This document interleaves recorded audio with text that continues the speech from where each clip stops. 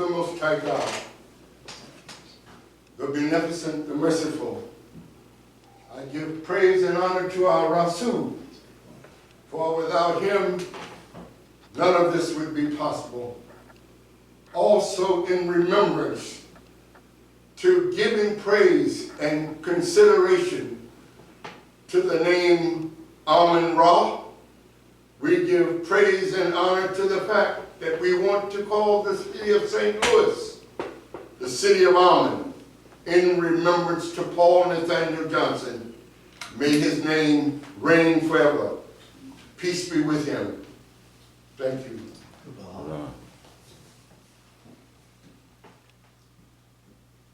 An announcement. An announcement. We have no argument with any of your gods, whether you call them Buddha, Krishna, Mohammed, Jesus, Holy Rollers, and etc. We know the origin of all of the names of God, and we are the fathers and mothers of them all. We are the world's first. We are the ancients.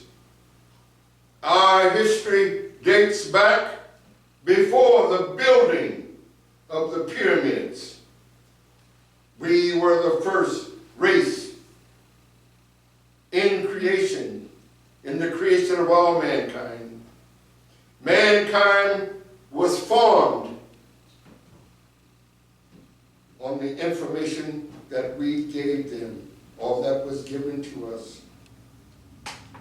Thanks to the teaching of the Fahmi Rasul, Paul N. Johnson, peace be upon his name. There were many chapters written in our gospel. The Son of Man was one of the first chapters in his book. The Son of Man. The Son of Man was written to teach us what the name God meant. He said many times, people, what did he say? The first chapter of Genesis. Know ye that the Son himself was in ancient days called a man, the man above, the Son of Man, or the Son Man. And the name man was many times used for God.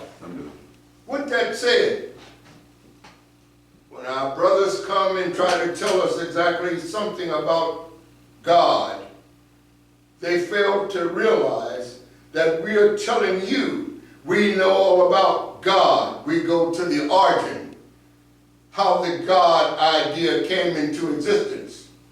Many times the sun up there was called God. Therefore, you telling us about Jesus, or the brothers telling us about Buddha, or the gods telling us about so many other religions, we know all about them. Also, the Rasul. I want us to go today and use our memories. Use our memories. We speak about the creation of mankind. We speak about being the fathers of all mankind. We have to have an explanation as to how these things came about. We say that at one time there was nothing. Everything was void out there in the universe. But the brain of creation saw fit to create something out there. And that something that he created out there was a million worlds. A million worlds. We only know about the worlds that are the 7 major planets so far. We call these 7 major planets the most important planets to us because of the influence that these planets have on us and our lifetime. We also exert an influence on them also. We are learning now what that influence is. That sun that the brain of creation saw fit to give us, that sun, that dynamo that the Creator, the brain of creation, saw fit to give to us, was what gives us life, light, and energy. We can assume that that life, light, and energy is given to these 7 major planets also. We just don't know exactly how the influence is being given to them. We know that on this planet, life, light, and energy comes from the sun. Does it give life, light, and energy to those 7 major planets also? Those 7 planets exert a certain influence. We are all in this thing together. Everybody's in this thing together. When we speak of these planets, we are speaking about matter. We are all matter. Everybody is matter. We are all matter. We go to the brain of creation. And the brain of creation, in his creation, after giving us the sun, paraphrasing, we're saying the brain of creation says, I've given them a son, or I've given a son to this earth. Now I have to put inhabitants on my earth. I have to give it life on that earth. What I will give on this earth, I will give vegetation. Vegetation was one of the first things that the Creator put on this planet. After that, he put the animals and the birds and the fish of the sea and all of these things he put on the planet. These things we can go back to the Bible to a certain extent and find that Bible that we talk about is not all bad. Because you figure this way, they had to have an idea to come up with an idea. There had to be a truth there for them to have an idea, because they did not come up with an original idea at all. So therefore, when they said that darkness was upon the face of the earth, that out of the seas all life came forward, it was true, and we agree with it. We had a lesson, and the lesson was entitled Creation, where it made mention of the stagnant waters. It says that all life came out of the stagnant waters. All waters were considered a part of the sea. You say, well, I didn't come from stagnant water. We say that to show that that particular statement may be correct. When people bring forth children today, that child is swimming around in a embryonic stagnant water within her stomach. That same embryonic water was the waters that were used, or the same as the waters of the sea. Therefore, nothing has changed.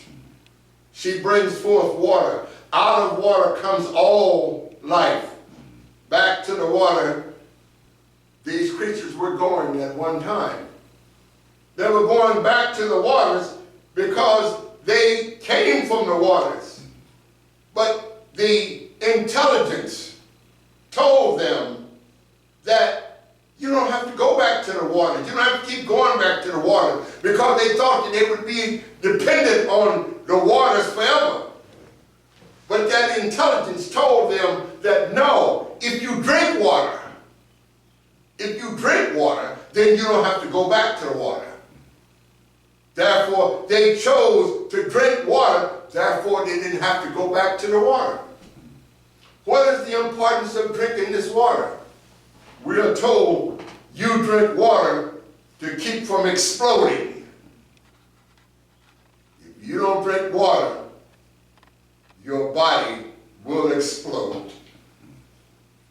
We make mention of all of these things about creation and everything to try to instill in the people that we have a glorious past and we can prove it. That glorious past is the explanation that we are giving to our members and the people that will pay attention to what we are being said.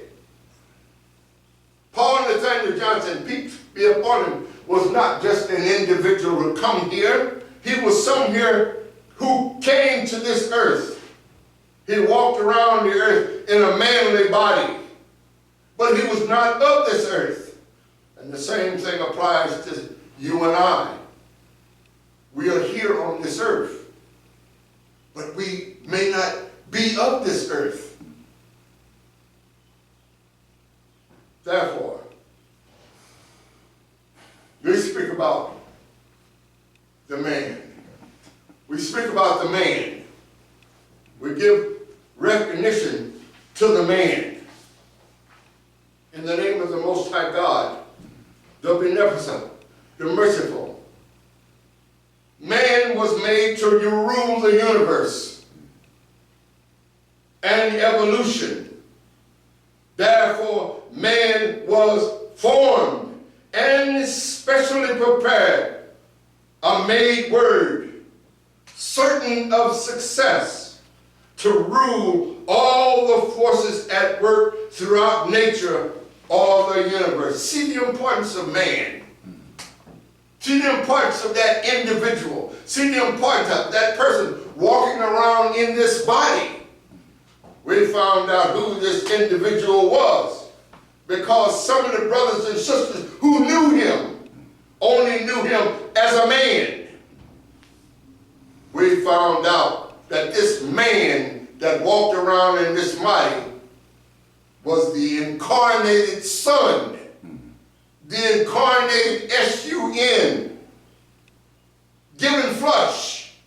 He was given flesh. He had to be given flesh in order to come to this earth and be a part of us and look like us. But we didn't recognize him because he came and looked like us. They missed the opportunity to see this God, to see this man. This man who was made to rule the universe and evolution. Therefore, this man was built, formed, and specifically prepared and made word, a word certain of success, to rule all the forces at work throughout nature of the universe. By his achievements, this man, by his achievement, he became a made man. This makes him just like God. Man is God and God is man. As we say, the Son is the man above because he does not deal with childish things. A childish man is him who submits like a child. They are not in the state of mind or thought suitable for a grown person, a childish man. They display a weak, silly, and foolish behavior like a child. Childlike, simple, because a man of this sort is immature, infantile, and babyish. The man who looks into things that are very easy to demonstrate. A child's play. If we want to understand the ways of God, let us drop childish things. To be gods and goddesses, let us produce the abundance of action, which are efforts and results of a group of people working together to bring about some one thing. As the European Americans bring their movement on for a safe and sane 4th of July. The word independence sets them into motion and causes them to stir. The word to them is touching and pathetic. A moving story, pitiful, arousing pity of the emotions of black peoples especially. The things that we hear, the things that we see set us as a people in motion. And the televisions and the newspapers and the other medias have been responsible for it, because if we see it, we believe it. We believe that Jesus died again on the day before Easter in the form of the Pope. The Pope was the vicar of Christ. That is, he was Jesus in flesh, incarnated in flesh, which tells us that this Jesus can be instilled by a council. A council are in the process right now of instilling a new Pope, a new Jesus. We, being an outside people, gives the race an external appearance so that what should be outside is inside. What the outside, with the outside not showing. This is what you see in me. You see an individual who is a very emotional individual. I have asked the Creator, God, to let what lives on the inside of me come to the outside of me. It performs its duty. It takes on the emotion, or takes on the appearance of something emotional. The God that lives on the inside of me. Try to understand that. We, being an outside people, gives the race an external appearance. I say it again. So that what should be on the outside is inside, and what's on the outside is not showing. Now remember, your day of independence to come is not belonging to a certain group and etc. The outside that shows should be what is taught on the inside, which is the highest, largest, reaching the utmost limits. So we again are saying, what is inside, what is inside should be on the outside or near the outside. So our friends are those who favor and support. Our friends are persons who belong to the same side or same group. The world now is going in games. Where's ours? Where's our game?